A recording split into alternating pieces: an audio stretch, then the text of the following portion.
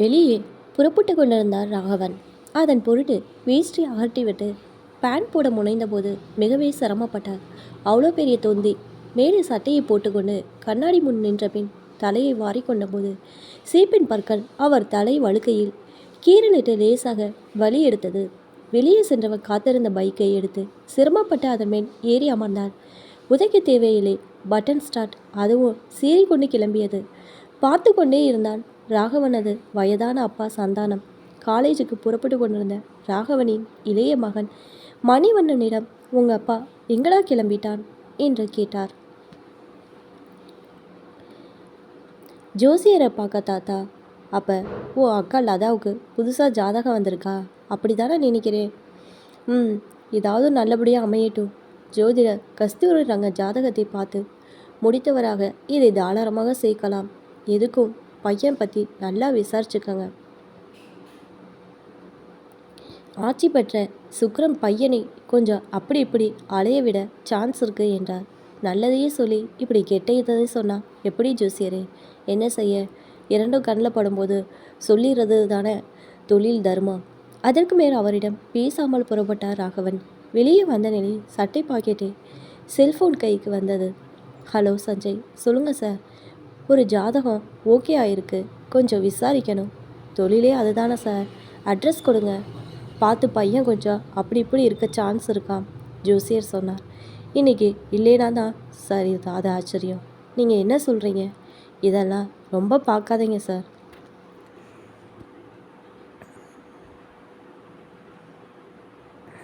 சம்பளம், நல்ல ஆயுசு, இதை பார்த்தா போதும் சார். சஞ்சய், சமயத்தில் நீங்கள் எங்கள் அப்பாவை சாப்பிட்றீங்க. நான் சொன்னபடி விசாரிச்சுட்டு வேகமாக நல்ல பதிலை சொல்லுங்கள். சரிங்க சார். செல்ஃபோன் பாக்கெட்டில் திரும்ப அடங்கியது.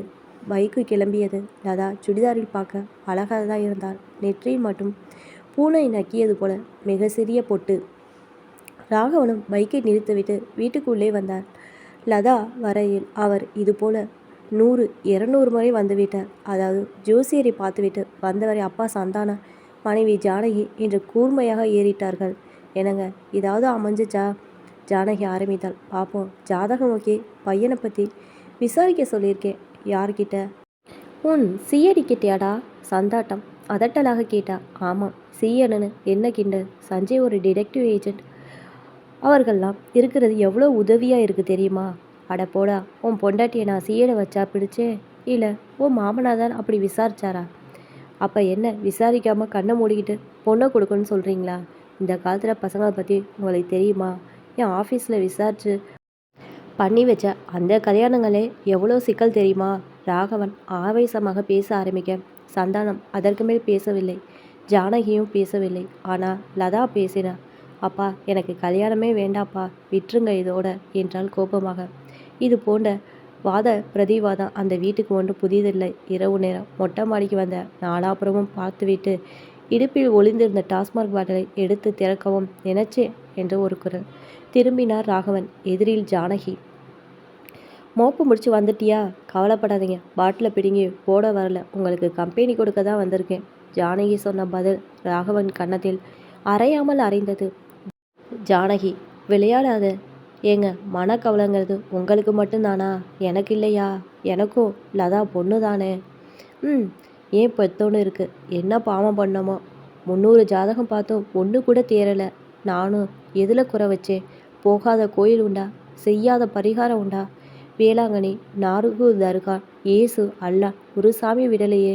ஜானகி குரலில் விம்மல் தொடங்கியது.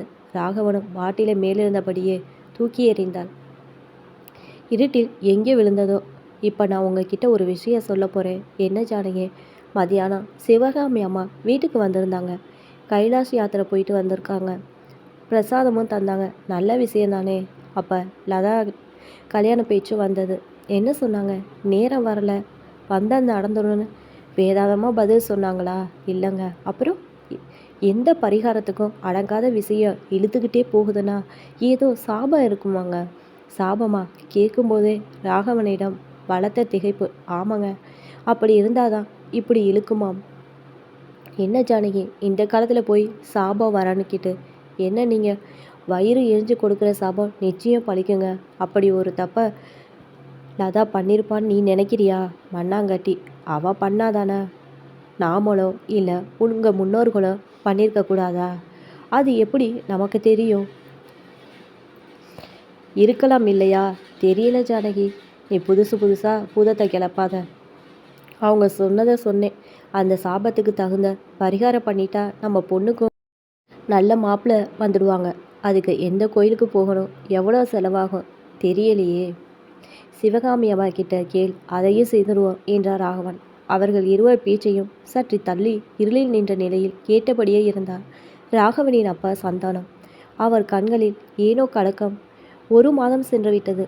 திரும்ப ஒரு ஜாதகம் ஜோதிடரிடம் காட்ட புறப்பட்டு கொண்டிருந்தார் ராகவன்.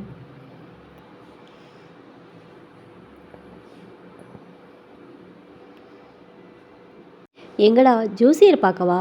ஆமாப்பா, இந்த இடத்த முடிச்சிடு. நல்ல இடம், ஜாதக பொருந்தும் பார்.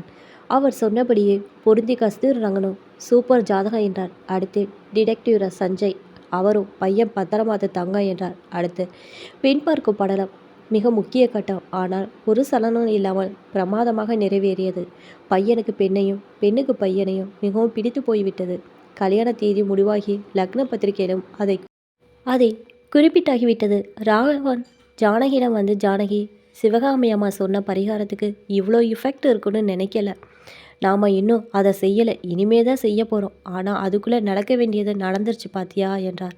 ஆமாங்க, அதை மறக்காமல் நல்லபடியாக செய்துடுங்க என்று சிரித்தாள் ஜானகி. வீட்டில் எல்லார் முகத்திலும் சிரிப்பு. இப்படி எல்லாரும் மனம் விட்டு சிரித்து அதை பார்த்து பல வருஷங்கள் ஆகிவிட்டது. சந்தானமும் அதை பார்த்து சற்று நெகிழ்ந்தார். அப்படியே குடையை எடுத்துக்கொண்டு புறப்பட்டார். அந்த முதியோர் இல்லத்தில் நுழைந்தபோது பஜனை நடந்து கொண்டிருந்தது. சந்தானம் மௌனமாக அதில் இணைந்து கொண்டார். பஜனை முடிந்து பிரசாதம் வழங்கப்பட்டது. ஒரு 70 வயது பெண்மணிதான் பிரசாதம் தந்தார். சந்தானத்துக்கும் தந்தபோது அவர் கண்களில் ஆனந்த கண்ணீர். அந்த பெண்மணி மௌனமாக ஊன்றி பார்த்தாள். கோகிலம், ரொம்ப நன்றி. போன தடவை வந்து நான் உன் காலில் விழுந்தது வீண் போகலை. நீ எப்போ ஏதோ வாய் திறந்து பேசலைனாலும் நீ என்னை மனசார மன்னிச்சிடன்னு தெரிஞ்சு போச்சு. என் பேத்திக்கு நிச்சயமாயிடுச்சு. உனக்கு நான் செஞ்ச துரோகத்தால் நீ கல்யாணமே பண்ணிக்காம இப்படி ஒரு சன்னியாசியாகவே வாழ்ந்துட்ட. இனி உன் கூட சேர்ந்து நானும் வாழ போகிறேன் என்றார் சந்தானம். இங்கே கைவிடப்பட்ட அனாதைகளுக்கு மட்டும்தான் இடம், உங்களுக்கு தான் குடும்பம் இருக்கே என்றார் அந்த பெண்மணி. கோகிலம், இந்த ஆசிரமந்தான் இனி என் குடும்பம். உன் பெருந்தன்மையால் என்னை பாவியாவே நீடிக்க விட்டுறாத. எனக்கு உதவி செய்து பரிகாரம் செய்ய அனுமதி கொடு. அவர் குரலில் கெஞ்சல். அந்த பெண்மணி சிரித்தாள். அதில் 1000 அர்த்தங்கள். இப்போ தான் என்னோடய சேனல் ஃபஸ்ட் டைம் பார்க்குறீங்கன்னா சப்ஸ்கிரைப் பண்ணிக்கோங்க. பக்கத்தில் இருக்க பெல் ஐக்கானை ப்ரெஸ் பண்ணிக்கோங்க. அப்போ தான் நான் ஒவ்வொரு தடவை வீடியோ போடும்போதும் உங்களுக்கு நோட்டிஃபிகேஷனில் வரும். தேங்க்ஸ் ஃபார் வாட்சிங்.